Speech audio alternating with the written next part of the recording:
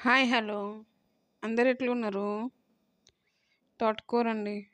ఈ తోటకూర అంటే మీలో ఎంతమందికి ఇష్టం? నాకైతే అస్సలు ఇష్టం ఉండదు. ఇది తప్పించుకుందామని చెప్పి బుజ్జిని వెజిటేబుల్స్ తీసుకురమ్మంటే టమాటోస్ 120 రూపీస్ కిలో అని చెప్పి టమాటోస్ తీసుకురావడం మానేసి చామదుంపలు పచ్చిమిరపకాయలు వేసుకొచ్చాడు.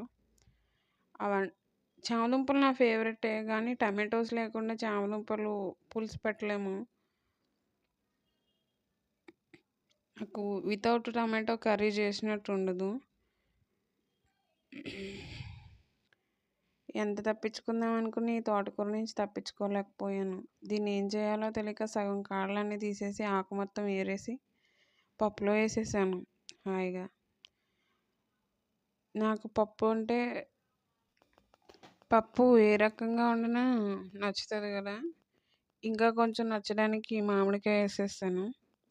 పప్పుల్లో మామిడికాయ చాలా బాగుంటుంది, ఏ రకాల పప్పు అయినా.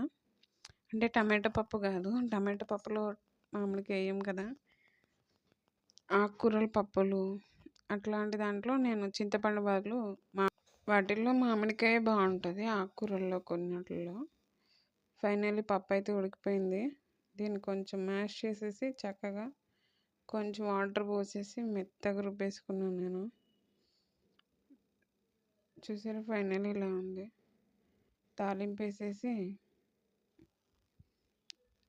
వేయడానికి ముందు కొంచెం ఇవి మీకు తెలిసే ఉంటాయి, మా ఊర్లో మినపొడియాలు అంటారు. పప్పులోకి సైడ్ డిష్ కింద మినపొడియాలు వేయించుకున్నాను.